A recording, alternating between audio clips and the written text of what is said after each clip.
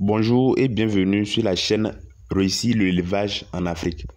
Je suis Victor Boubacar, technicien vétérinaire au Togo et l'un des fondateurs administrateurs de cette chaîne, votre chaîne, notre chaîne. Le but de cette chaîne est de permettre aux éleveurs africains de maîtriser la production, d'optimiser l'élevage, leur élevage et bien évidemment de répondre à certaines questions que les éleveurs se posent, de répondre aux problèmes que les éleveurs ont dans leur élevage. Et pour ce faire, quoi de plus simple? Nous avons voulu recenser les questions sur Internet, sur Facebook, sur le terrain, un peu partout, et nous allons répondre à ces questions. Donc, ce genre de vidéo, c'est une série de vidéos que nous allons faire chaque semaine où nous allons répondre aux questions que vous vous posez. Vous pouvez également poser les questions dans les groupes Facebook, dans les groupes WhatsApp, dans nos groupes WhatsApp ou soit en commentaire directement sur cette vidéo. Nous allons répondre à ces questions en ligne pour que tout le monde puisse bénéficier de ces questions-là. Parce que à quoi sert de répondre à une question individuellement à vous seul si elle ne bénéficie pas à beaucoup de personnes? Alors, pour la vidéo d'aujourd'hui, nous avons 4 questions. Donc, nous allons répondre généralement à 4 questions si nous faisons ce genre de vidéo. Nous avons 4 questions. La première question, c'est de savoir, bonjour cher doyen, ma truie est en chaleur, mais elle refuse le mâle. Comment faire pour remédier à cela? La deuxième question, bonjour les frères, il est possible de croiser une truie 3 jours après le sevrage? Et la troisième question, c'est, ma truie refuse d'allaiter ses porcelets. Que faire? Urgent, s'il vous plaît. La dernière question, c'est de savoir, est-ce que c'est normal de donner les feuilles de papaye au porc? Donc, c'est sur ces 4 questions que la vidéo va traiter aujourd'hui. Nous espérons vous déposer une pierre. Nous espérons augmenter votre connaissance dans le domaine porcicole parce que cette vidéo va traiter spécialement sur la porciculture.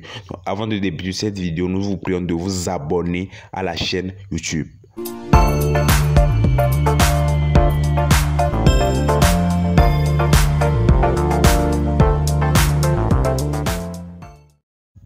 Alors, au niveau de la première question, pour savoir le pourquoi sa truie qui est en chaleur refuse le mâle. Déjà, cette question va être traitée dans plusieurs aspects. On va voir déjà comment reconnaître une truie qui est en chaleur. Parce que, bon, c'est la base. Pour savoir, déjà, il a dit, ma truie est en chaleur. Donc, je vais vous donner quelques signes de chaleur. Comment vous devrez savoir que votre truie est en chaleur. Déjà, il faut que la vulve soit rose. Donc, il faut que sa vulve soit rosée ou gonflée. Donc, il faut que la vulve qui était blanche va virer vers le rose et que ce soit gonflé. Donc, à part ça également, il y a l'immobilisation. Ça, c'est très important, c'est vital. Lorsque vous allez remarquer que votre truie est immobile, lorsque vous mettez un verre devant elle, donc ça veut dire qu'elle est prête. C'est un peu comme le chat qui, lorsque le mâle vient, elle se baisse. Donc, avec la truie, elle est immobile. Vous touchez son dos, elle est immobile.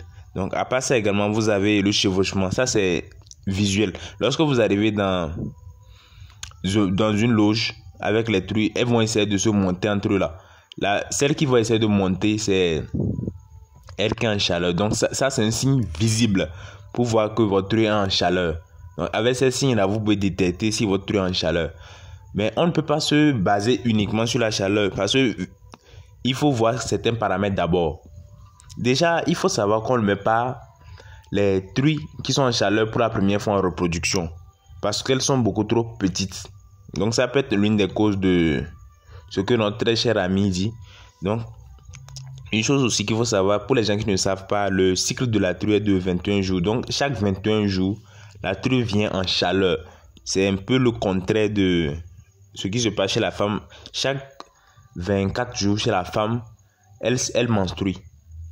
Mais au niveau des animaux, beaucoup d'animaux, ils viennent en chaleur. Donc c'est à cette période-là qui est propice pour qu'on les monte. Donc au niveau de l'ostrus maintenant, comment savoir quand mettre la truie en reproduction? C'est mathématique. En fait, la réponse de notre cher ami, c'est une réponse mathématique. Et je pense que lorsque je vais répondre à cette question, vous comprendrez et probablement vous allez me remercier. Donc, l'ostrus chez la truie, donc la période de chaleur chez la truie va varier de 1 jour à 3 jours.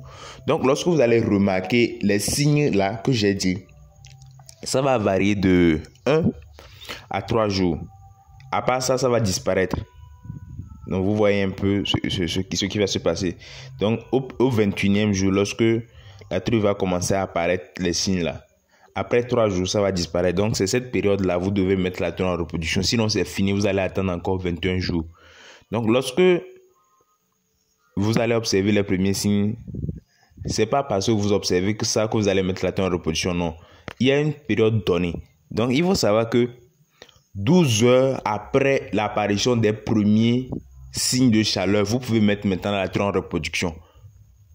Donc, 12 heures après l'apparition des premiers signes, vous pouvez mettre la truie en reproduction et c'est probable qu'elle ne rejette pas le mâle. Mais si vous mettez la truie en reproduction avant 12 heures, c'est probable qu'elle rejette le mâle. Mais à 12 heures après, c'est bon. Il faut savoir également que l'ovulation, en fait, parce qu'il faut les spermatozoïdes et puis les ovules pour pouvoir féconder et avoir des œufs, un œuf pour produire le petit. Donc, l'ovulation même a lieu un jour à 24 heures à 45 heures après le début de l'ostrus.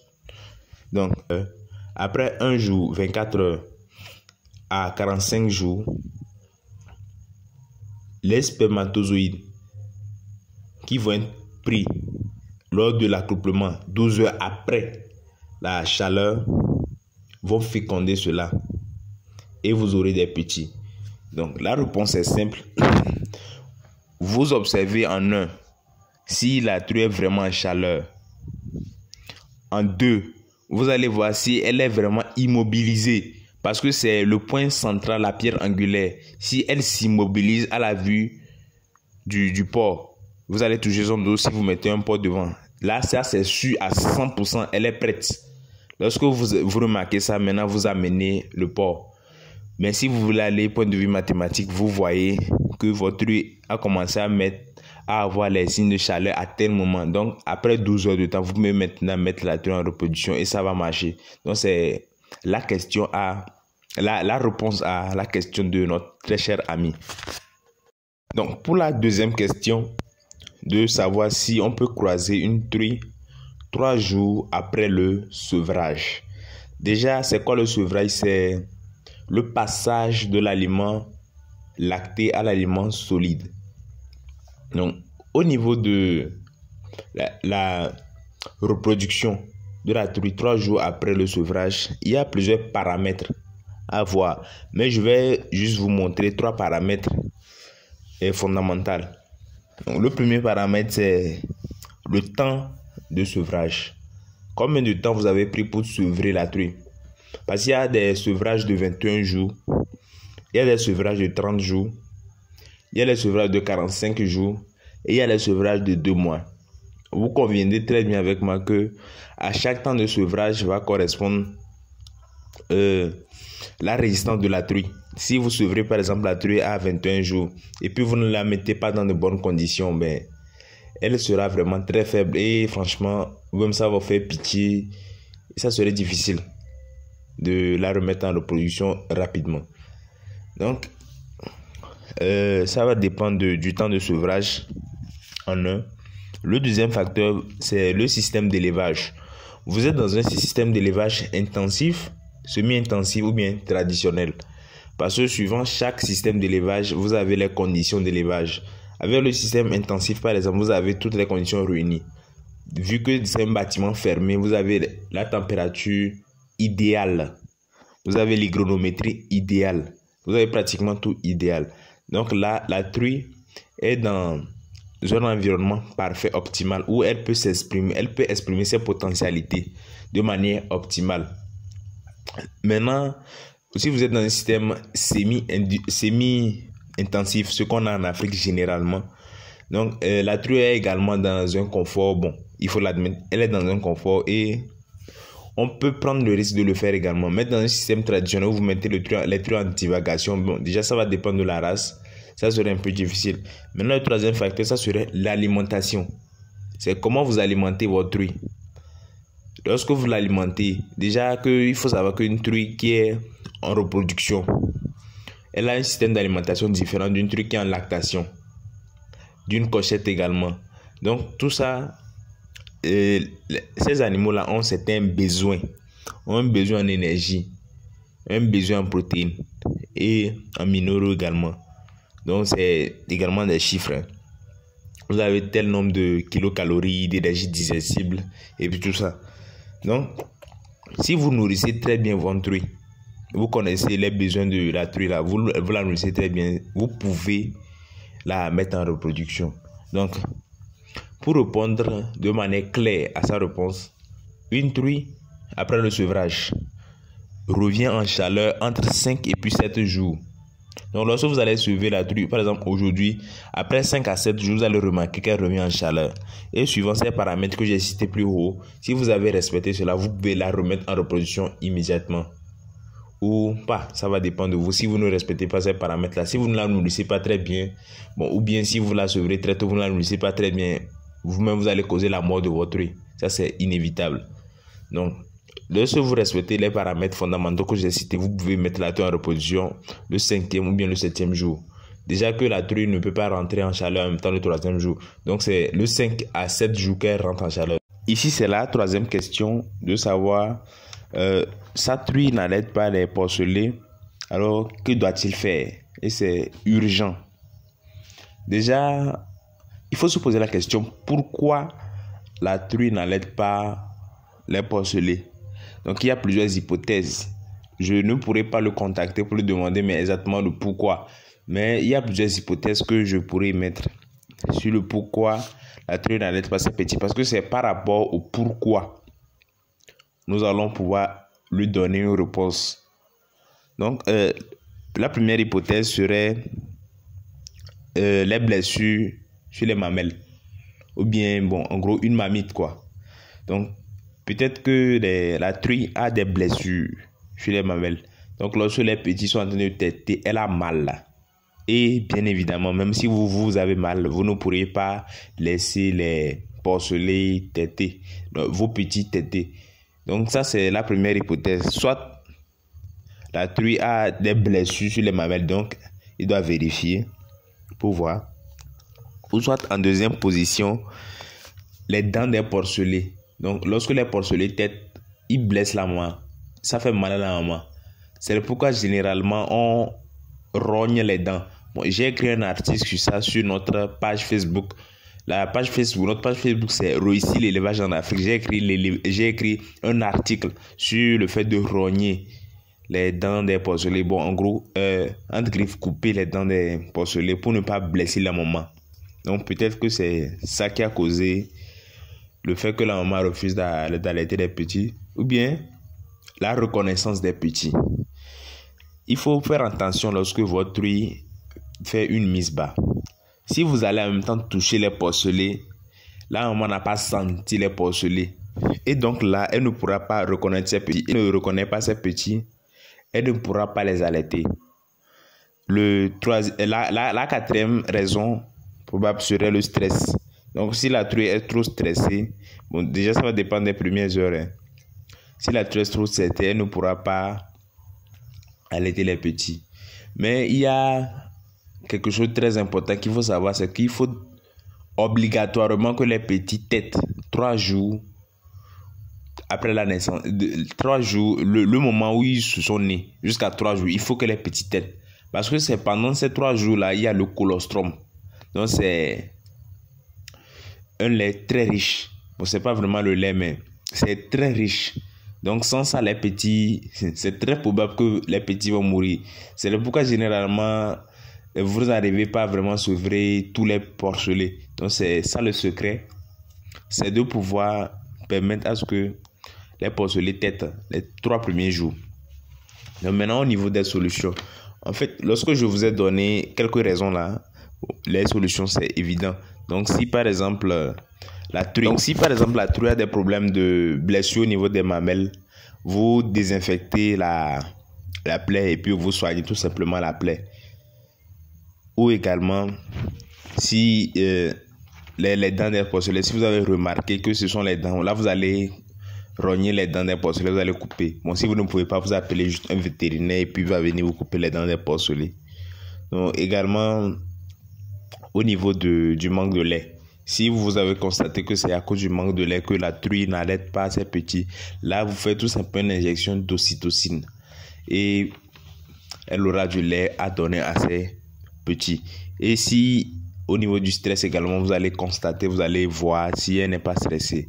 Donc s'il y a un élément dans l'environnement qui la stresse, vous allez faire tout simplement l'élément là. Donc cette question c'est spécifique, on devrait le demander exactement qu'est-ce qu'il voit pour que la truie n'allaite pas ses petits. Parce que de manière naturelle, la truie doit allaiter ses petits.